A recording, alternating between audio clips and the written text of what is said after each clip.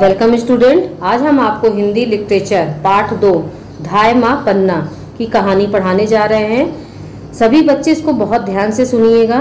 यह कहानी हम सबके लिए प्रेरणा का स्रोत है और यह हृदय को रोमांचित करने वाला है। इसका सारांश इस प्रकार है। चित्तौड़ के इतिहास के पन्नों में धाय माँ पन्ना का चरित्र स्वर्ण अक्षरों में अंकित है। यह ऐतिहासिक प्रसंग उस माँ का है जिसने राजवंश को बचाने के लिए अपने हृदय पर पत्थर रखकर अपने बेटे की बलि दे दी। राष्ट्रभक्ति की यह अनूठी गाथा भारतीय नारी के चरित्र को उद्घाटित करती है। कहानी इस प्रकार है। चित्तौड़ सदा से वीरों की भूमि रहा है। इस वीर भूमि के राजपूतों ने कभी किसी विदेशी ताकत की अधीनता स्वीकार नहीं की है, वरन सदा अपनी मातृभूमि की स्वतंत्रता के लिए उनसे लोहा लेते रहे हैं। कहने का मतलब यह है कि चित्तौड़ की भूमि पर जन्म लेने वाला हर एक व्यक्ति वीर कहलाता था और उसने कभी भी गुलामी स्वीकार नहीं की और अपनी देश की स्वतंत्रता के लिए सब दुश्मनों का मुकाबला लेते रहे और हिम्मत के साथ उनका सामना किया। वहाँ पे जन्म लेने वाली हर एक स्त्री भी वीरांगना कहलाती थी। कहानी फिर इस प्रकार है, देखिएगा। इस प्रदेश ने जहाँ महाराणा प्रताप और राणा सांगा जैसे वीर पुत्रों को जन्म दिया, वही इस भूमि की वीर पुत्रियों ने भी देश के लिए अपना सर्वस्व निछावर कर दिया। त्याग और देशभक्ति की ऐसी ही मिसाल थी धाय माँ पन्ना। धाय माँ पन्ना महाराणा संग्राम सिंह की सेविका थीं। उन्हें संग्राम सिंह के छोटे पुत्र उदय सिंह के लालन पालन के लिए रखा गया था। महाराणा संग्राम सिंह के देहांत हो जाने पर उनका पुत्र विक्रमादित्य गद्दी पर बैठाया गया। वह बहुत ही अत्याचारी था, इसलिए प्रजा ने उसे गद्दी से उतार दिया। इस समय उदय सिंह केवल 6 वर्ष का था, इसलिए राज का काम चलाने के लिए बनवीर को संरक्षक बनाया गया। बनवीर सोचने लगा कि मैं उदय सिंह को मार दूं और सदा के लिए राज का सुख भोगूं। इसी विचार से उसने एक रात पहले विक्रमादित्य को मार दिया और फिर वह उदय सिंह को मारने की योजना बनाने लगा। किसी प्रकार इस बात का पता उदय सिंह की धाय माँ पन्ना को लग गया। उसका अपना भी एक पुत्र था जिसकी आयु उदय सिंह के बराबर थी। राजवंश को बचाने के लिए वह अपने बेटे का बलिदान कर देने को तैयार हो गई। उसने झटपट एक विश्वासी सेवक के साथ उदय सिंह को वीरा नदी के पार भिजवा दिया और कहा कि प्रतीक्षा करना, मैं शीघ्र ही आ रही हूँ।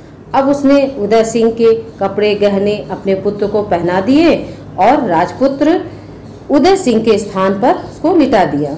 जब बनवीर नंगी तलवार हाथ में लेकर महल में पहुंचा तो उसने जाते ही कड़क कर धाय माँ से पूछा कि उदय सिंह कहाँ है। उस त्याग की मूर्ति धाय माता ने बिना हिचकिचाहट के पलंग की ओर संकेत कर दिया। उसके देखते देखते बनवीर ने उसके पुत्र के टुकड़े टुकड़े कर दिए और कहा कि जाओ, इस शव को जला दो और सदा के लिए मेरी आंखों से दूर हो जाओ। वह वीर धाय माँ अपने हृदय पर पत्थर रखकर यह सब देखती रही और सुनती रही। इस प्रकार उसने अपने पुत्र की भावी राजा के जीवन की रक्षा के लिए बलि दे दी। वीर धाय माँ पन्ना देवी धन्य है तेरे माता पिता जिन्होंने तुझ जैसी पुत्री को जन्म दिया। इसके बाद त्याग और बलिदान की मूर्ति वीर माता पन्ना देवी ने अपने बेटे का शव उठाया और महल से बाहर आ गई। अपने हाथों से उसका अंतिम संस्कार किया और नदी के पार पहुंच गई। वह उदय सिंह को साथ लेकर एक एक सरदार के पास गई, परंतु बनवीर के भय से किसी ने भी उसे अपने यहाँ रखना स्वीकार नहीं किया। अंत में वह एक सरदार आशा शाह के पास गई। वह भी कुछ सोच में पड़ गया। जब आशा शाह की माता को यह सब मालूम हुआ तो वह दुख से व्याकुल होकर पुत्र के पास दौड़ी आई और क्रोध में भरकर बोली, बेटा, तुमने मेरे दूध को कलंकित कर दिया है। जिस राणा के उपकारों से हम दबे हुए हैं, आज तुम उसी के पुत्र को ठुकरा रहे हो।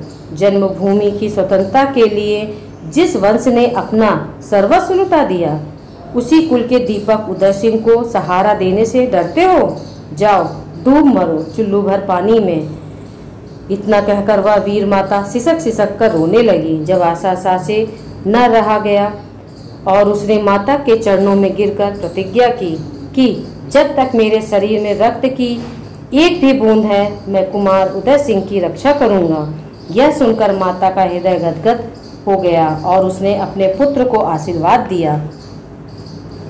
उदय सिंह का बचपन सरदार आशा शाह के पास ही बीता। 16 वर्षों के बाद चित्तौड़ की जनता को पता लग गया कि उदय सिंह जीवित है।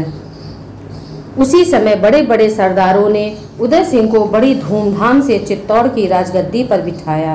वीर धाय मां पन्ना देवी यह दिन देखने के लिए जीवित थीं। इस अवसर पर इस त्यागमयी माता को राज्य की ओर से बड़ा सम्मान दिया गया। जब तक वह जीवित रहीं उदय सिंह उसके चरणों की पवित्र धूलि को ग्रहण करता रहा और उसकी हर इच्छा का पालन भगवान की आज्ञा मानकर करता रहा। इस कहानी के बारे में कुछ वाक्य हम कहना चाहते हैं। यह कहानी हमारे जीवन का एक प्रेरणा का स्रोत है और यह भारत की सच्ची नारी बलिदान की प्रेरणा थी।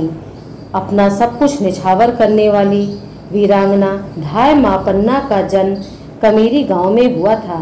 राणा सांगा के पुत्र उदय सिंह को मां के स्थान पर दूध पिलाने के कारण धाय मां पन्ना कहलाई थी। कहानी का निष्कर्ष इस प्रकार है कि हमें अपने देश के स्वाभिमान के लिए हमेशा समर्पित रहना चाहिए और हमें स्वार्थी नहीं बनना चाहिए।